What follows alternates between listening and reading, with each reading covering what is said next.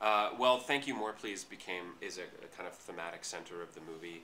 It's something Annie tells the character of Sam number 2 about how she was told by a cab driver that she should that gratitude is the most powerful force in the universe, and that the universe is always listening to you.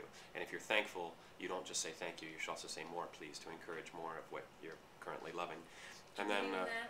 Do you believe that happens really? Yeah, 100%. Really? Yep. I think it's just a weird technology you have to just learn. Like, it occurred to me recently, like I genuinely believe that everything is a prayer on some level, like everything you think, everything you say, everything you do, right? And if you're more conscious with it, you start seeing the evidence of it. And a lot of times I think people are really careless with their words and with their thoughts, and they're just like, I'm thinking negative, negative, negative, negative. And this is not so mystical hoodoo voodoo. Like, I actually believe if you can kind of, you know, encourage, if your words and your thoughts become more, I don't know, conscious, you start seeing the evidence of it come back in your life. And, but just, you know, retraining yourself to you know, think in terms of abundance rather than lack. Just in terms of a consciousness shift, you know? And realizing that, like, everything's okay right now. I don't need anything more. I got a cup of tea and we're okay. Well, you know, I did a lot of readings with actors in New York and LA. I would just gather people I knew and just to hear it out loud, and I would base my rewrites on that. And a lot of times, I found that if it got too funny or broad, it tipped into another place that it wasn't supposed to be. And if it was too, thank you, and if it was too, if it got a little, you know, too sentimental, it tipped into another place. So there was this middle line between, you know, pathos and a kind of tough humor in some ways. I wanted it to just feel real more than anything else. So it was kind of like protecting the realism of the piece. Definitely.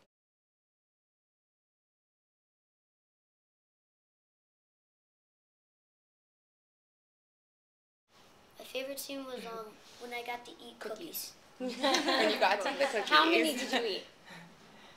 In all? Yeah. I got to eat like probably 15. Ooh. And did you get sick? No. Jaden Smith, Will Smith, and maybe Angelina Jolie.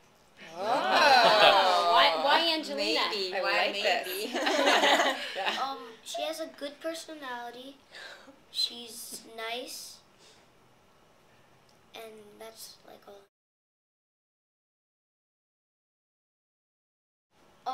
I liked Men in Black, Shark Boy and Lava Girl, and Karate Kid and I Am Legend.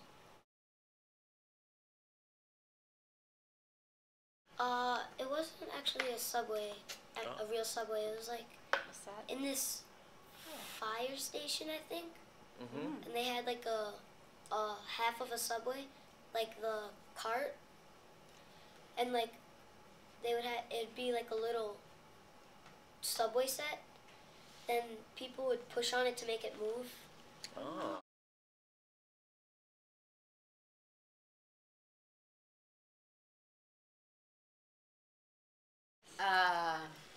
He kind of amazes me because I mean, you can't really add any more jobs to that, you know? He had a lot to think about, but in every role that he played, he always gave 100%, and I just don't know how that's possible, but he made it possible. And I never felt like slighted as an actor because he was also the director, or slighted as the director because he was worrying about acting. It was never even a question. But he knew he knew what he was doing because he wrote it and he had the vision to begin with, and so I just never questioned him in any way, really. I just knew he could do it because he had such confidence about the story he wanted to tell. All those comparisons made me laugh. Like, that was one of the, I love those scenes in the film. But yeah, I mean, because I grew up in Westchester, and then when I turned 18, I moved to Manhattan and lived there for a couple years, and then moved here And now I guess I've been here for about 7 years, almost 8 years. And at first it's you have that sort of. At first I moved here completely by myself, didn't know anyone, and so I was scared 19-year-old, and really missed New York. My whole family's there, but now I really appreciate it here, but I'm a New Yorker, so I like the best of both worlds,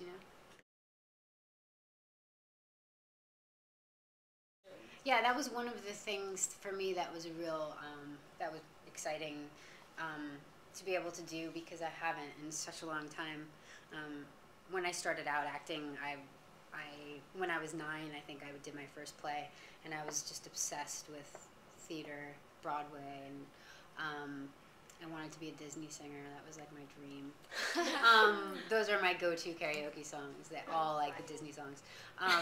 But yeah, that was my dream, was to do that or to do Broadway, and then I just sort of felt I really did. I was so uninterested in doing any movies or anything until I had like my first real audition for a movie, and then I realized how much I loved it. But so to be able to sing in a film is the best of both worlds for me, and it was scary because I hadn't in so many years, really. I hadn't like trained at all, so I had to sort of get back into it.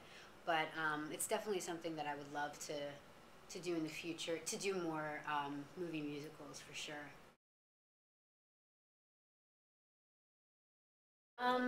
You know what? It didn't feel out of the ordinary. It felt like a really full day, but it didn't feel like longer hours than usual, because we a lot of times we needed the sunlight and things, so we had to shoot quicker than usual. But for me, it's so much better that way. I crave that sort of energy on set, and usually you're waiting around most of the day, and with this, it was just like, bam, bam, bam. oh my gosh, so quick, and for me, it really helped, like stay focused and in it,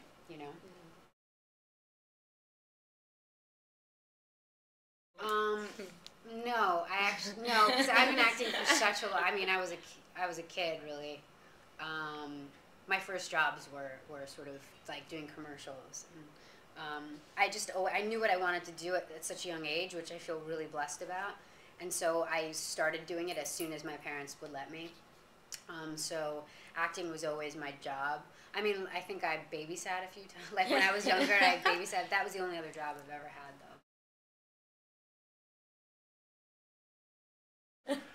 My friends are gonna make fun of me, but Justin Bieber's movie in 3D. Justin Bieber. I'm just saying, it's pretty awesome, hilarious and great. And I went with a bunch of guys that were going as a joke, and then they all left, and now they're obsessed.